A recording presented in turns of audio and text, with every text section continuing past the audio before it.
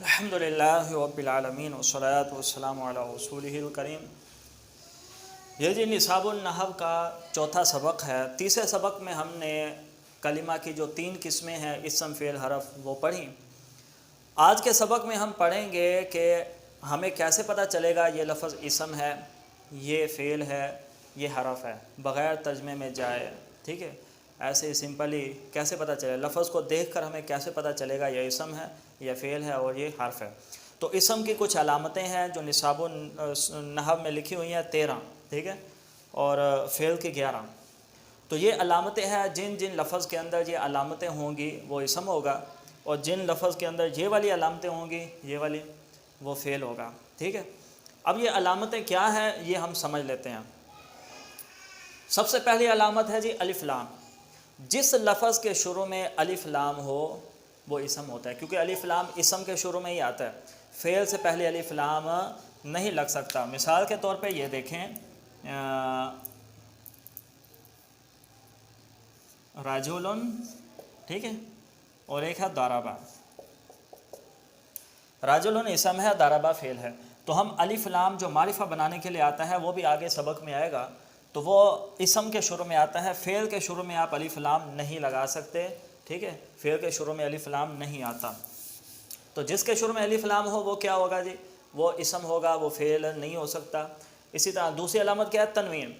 جو 2 پیش ہیں، 2 زبر 2 زیر 2 پیش، اس کو تنوین کہتے ہیں۔ یہ اسم کے آخر میں آتی ہے، یہ فعل کے آخر میں نہیں آتی ہے۔ ٹھیک ہے، تو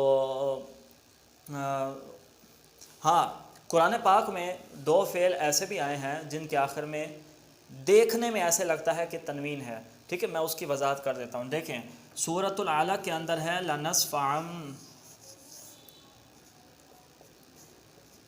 لَنَصْفَعًا یہ لکھا ہوگا، آپ سورۃ العلیٰ کھولیں گے اور جائیں، اس کے آخری آیتوں میں ہے لَنَصْفَعًا بِالنَّاصِیَةِ۔ ٹھیک ہے، نَاصِیَةٍ کاذِبَةٍ خاطئة، لَنَصْفَعًا ہے۔ اب یہ فعل ہے، ٹھیک ہے، اور اس کے آخر میں تنوین بھی آئی ہوئی ہے، 2 زبر آئے ہوئے ہیں نا، تو یہاں سے بعض طلباء دھوکہ کھا جاتے ہیں، وہ سمجھتے ہیں یہ اسم ہے، یہ اسم نہیں ہے، یہ فعل ہے۔ ٹھیک ہے، کیوں، کیسے، یہ فعل کیا ہے، فعل کے آخر میں تو تنوین آتی نہیں ہے، دراصل یہ لکھنے میں تنوین لگ رہی ہے، یہ اصل لفظ ہے یوں، لَنَصْفَعًا، یوں ہے لَنَصْفَعًا، یعنی یہ لام تاکید اور نون خفیفہ آخر میں لگا ہوا ہے، جو آپ صرف میں پڑھیں گے، لام تاکید بنون تاکید خفیفہ، تو یہ وہ والا سیکھا ہے لَنَصْفَعًا۔ دیکھیں، پڑھنے میں دونوں ایک جیسے لگ رہے ہیں، لیکن لکھنے میں یہ اس پہ تنوین آ گئی اور اس پہ یہ نون کھول کے لکھا گیا، اور اس کے اندر جو نون ہے وہ چھپا ہوا ہے، لَنَصْفَعًا، دیکھیں پڑھنے میں آ رہا ہے۔ ٹھیک ہے نا، تو وہ بھی اسی طرح لَيَكُونَنَّ بھی ہے قرآن پاک میں۔ تو بہرحال جو تنوین ہوتی ہے وہ اسم کے آخر میں آتی ہے، وہ فعل کے آخر میں نہیں آتی ہے۔ یہ جو فعل کے آخر میں تنوین آئی ہوتی ہے، دراصل یہ تنوین نہیں ہے، یہ عین زبر نون عن ہے، ٹھیک ہے، جس کو تنوین کی صورت میں لکھ دیا گیا۔ تثنیہ، جو تثنیہ ہوتا ہے، تثنیہ ہونا، ٹھیک ہے، جمع ہونا، یہ اسم کی علامتیں ہیں، فعل کی علامتیں نہیں ہیں۔ آپ کہیں گے فعل بھی تو تثنیہ ہوتا ہے، ٹھیک ہے نا، جیسے ضربہ، مارا اسے ایک مرد، ضربہ صیغہ کون سا ہے جی، تثنیہ مذکر غائب، تو فعل بھی تو تثنیہ ہوتا ہے۔ تو بھئی فعل تثنیہ نہیں ہے بلکہ فاعل تثنیہ ہے، ٹھیک ہے۔ ضربہ، مارا اسے ایک مرد نے، ضربہ مارا ان 2 مردوں نے، تو مارنے والے فاعل ہیں، ٹھیک ہے، ان 2 مردوں نے، تو فاعل چینج ہوا ہے، فعل چینج نہیں ہوا۔ فعل کیا ہے، مارا۔ اگر فعل تثنیہ ہوتا تو پھر ترجمہ یوں ہوتا 2 مرتبہ مارا، ضربہ 2 مرتبہ مارا، ٹھیک ہے، پھر یہ ترجمہ ہونا تھا، حالانکہ ترجمہ ایک ہی مرتبہ مارنا ہے۔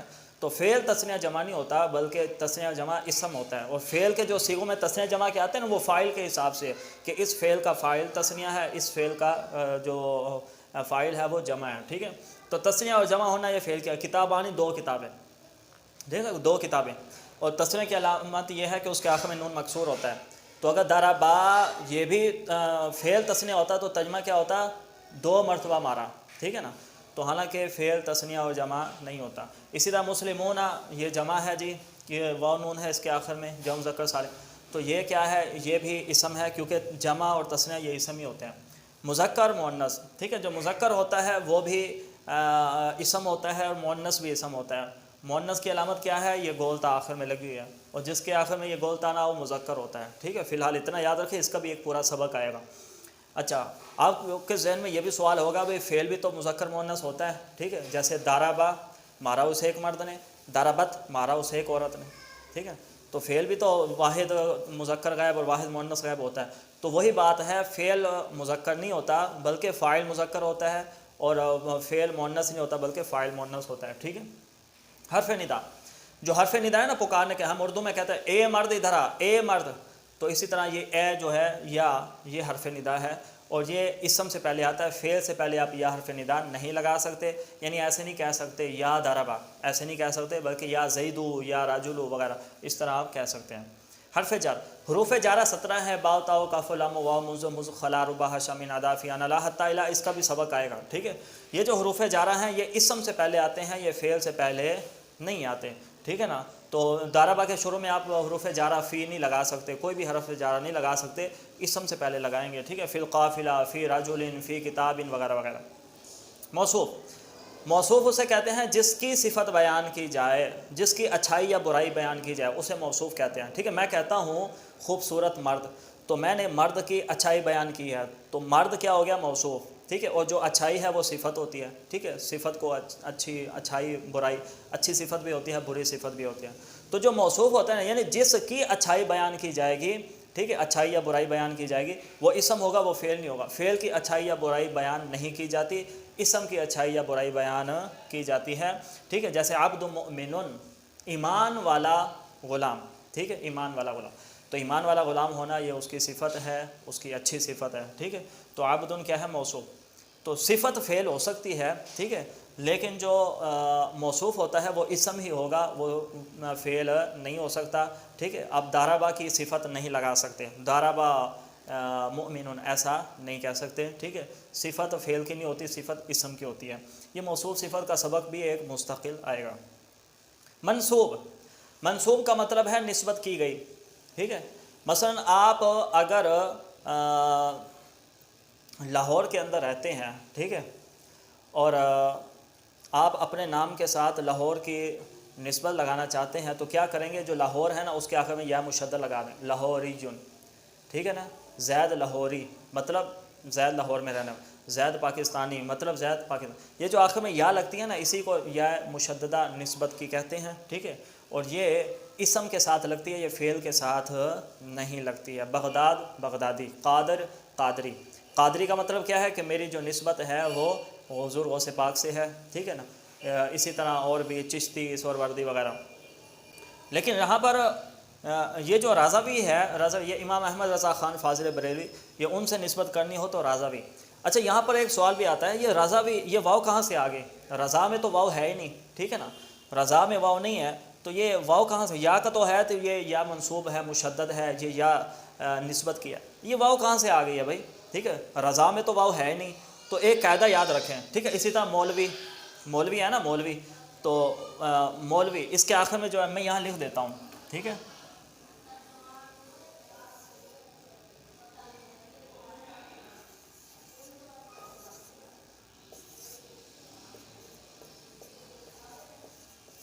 مولوی جن، رضوی جن. اچھا، رضوی جن، یہ رضا کے آخر میں، یہ رضا کا وہ ہے، یا مشدد لگائی گئی ہے رضا کے. اور مولوی جن یہ مولا کے آخر میں، مولا، ٹھیک ہے. رضوی جن کا معنی ہے رضا والا، مولوی جن کا معنی ہے مولا والا، ٹھیک ہے. قاعدہ یہ ہے کہ جب بھی کسی اسم کی تیسری، ٹھیک ہے، تیسری یا چوتھی جگہ پر الف ہو، تیسری یا چوتھی جگہ پر الف ہو. دیکھیں یہ تیسری جگہ پر الف آ رہا ہے، 1 2 3، تیسری جگہ پر تیسرا حرف الف ہے. اسی طرح اس کا بھی تیسرا حرف الف آ رہا ہے نا، یہاں چوتھا حرف الف آ رہا ہے. دیکھیں میم واو لام اور لام کے بعد الف، یہ یا الف سے بدلا ہوا ہے، ٹھیک ہے نا. الف، میم واو لام اور لام کے بعد الف ہے. تیسری یا چوتھی جگہ الف ہو تو پھر جب اس کے ساتھ یا مشدد لگانی ہو تو اس الف کو کس سے بدل دیں گے؟ واو سے بدلیں گے، ٹھیک ہے. تو ہم نے واو سے بدلا تو کیا ہو گیا؟ رضا ویژن، ٹھیک ہے. اسی طرح مولا ہے، یہ چوتھی جگہ الف ہے، میم واو لام کے بعد الف ہے، ٹھیک ہے، لام زبر الف لا ہے. تو ہم کیا کریں گے؟ اس الف کو واو سے بدلیں گے، ٹھیک ہے. تو آخر میں یا مشدد لگائیں گے تو ہو جائے گا مولوی شن. مولوی کا معنی ہے جی مولا والا، اللہ والا، ٹھیک ہے نا. اور رضویون کا معنی ہے رضا والا، لاہوریون کا معنی ہے لاہور والا، ٹھیک ہے، بغدادیون کا معنی ہے بغداد والا، ٹھیک ہے. تو یہ نسبت لگائی جاتی. تو یہ جو یا نسبت کی ہے یہ اسم کے ساتھ لگتی ہے، یہ فعلوں کے ساتھ نہیں. دارابا کے ساتھ یا نہیں لگا سکتے کہ دارابیون، ایسا نہیں کہہ سکتے، ٹھیک ہے. مضاف، مضاف جو ہے وہ بھی اسم ہوتا ہے، وہ فعل نہیں ہو سکتا. مضاف ہوتا کیا؟ مضاف کا معنی نسبت کی گئی، اضافت کی گئی، ٹھیک ہے. آپ ایک چیز کی دوسری چیز کی طرف اضافت کرتے ہیں، ٹھیک ہے، غیر کامل اضافت کرتے ہیں تو وہ مضاف ہو جائے. مثال کے طور میں کہتا ہوں زید کا قلم، ٹھیک ہے، زید کا قلم، تو میں نے قلم کی اضافت کر دی کس کی طرف؟ زید کی طرف، ٹھیک ہے نا. قلم و زید، زید کا قلم، تو میں نے قلم کی اضافت کس کی کر دی؟ زید کی طرف. اسی طرح زینب کی کتاب، تو میں نے کتاب کی اضافت کس کی طرف کر دی؟ زینب کی طرف. تو جو جس کی اضافت ہو رہی ہے وہ مضاف ہوتا ہے، ٹھیک ہے نا. اور مضاف ہمیشہ اسم ہوگا، یہ فعل نہیں ہوگا. ہم اردو میں بہت سارے الفاظ بولتے ہیں، ہم بولتے ہیں جی زید کا پنکھا، میرا پنکھا، تیرا پنکھا، ٹھیک ہے، میری کرسی، تیری کرسی. یہ سب کے سب یہ جو کرسیاں جن چیزوں کی اضافت ہو رہی ہیں نا میری طرف آپ کی طرف، ٹھیک ہے، وہ سب کے سب مضاف ہیں، ٹھیک ہے. تو یہاں طفل ہوتا ہے زید کا بچہ، تو یہاں بچے کی اضافت کی جا رہی ہے تو بچہ مضاف ہے، زید مضاف نہیں ہے، وہ مضاف ہی لے کہ اس کی طرف اضافت کی جا رہی ہے، ٹھیک ہے. تو جو مضاف ہوتا ہے وہ بھی اسم ہوتا ہے، فعل مضاف نہیں ہو سکتا. ایسا نہیں کہہ سکتے دارابا زیدین، زید کا دارابا، ایسا نہیں کہہ سکتے، ٹھیک ہے. یہ مضاف ہے، یہ اس کا بھی ایک پورا سبق آئے گا، ٹھیک ہے. فی الحال اتنا ہی سمجھ لیجئے جو مضاف ہوتا ہے وہ اسم ہوتا ہے. مسند الیہ، مسند الیہ اسے کہتے ہیں جس کی طرف نسبت کی جائے. بظاہر یہ دونوں مضاف اور مسند الیہ ایک ہی ہیں، ٹھیک ہے نا. اس میں ایک ہلکا سا فرق ہے، لیکن یہ فرق میں آپ کو وہاں بتاؤں گا جہاں ہم مرکبات پڑھیں گے، ٹھیک ہے. مرکب ناقص، مرکب مفید پڑھیں گے، وہاں پر میں آپ کو یہ فرق بتاؤں گا. فی الحال اتنا یاد رکھ لیجئے کہ مسند الیہ جو ہوتا ہے جس کی طرف نسبت کی جائے وہ کیا ہوتا ہے؟ وہ بھی اسم ہوتا ہے. جیسے زید قائم، زید کھڑا ہے، تو کھڑے ہونے کی نسبت کس کی طرف کی جا رہی ہے؟ زید کی طرف. تو زید ہو گیا مسند الیہ، جس کی طرف نسبت کی جائے. مسند الیہ کا مطلب ہے جس کی طرف نسبت کی جائے. تو زید مسند الیہ ہے کہ اس کی طرف نسبت کی جا رہی ہے کھڑے ہونے کی، تو زید کیا ہے؟ یہ اسم ہے. مسند الیہ ہمیشہ اسم ہوگا، ٹھیک ہے نا. مسند الیہ فعل ہو ہی نہیں سکتا. مصغر، مصغر کا معنی ہے چھوٹا، چھوٹا، چھوٹائی کا معنی.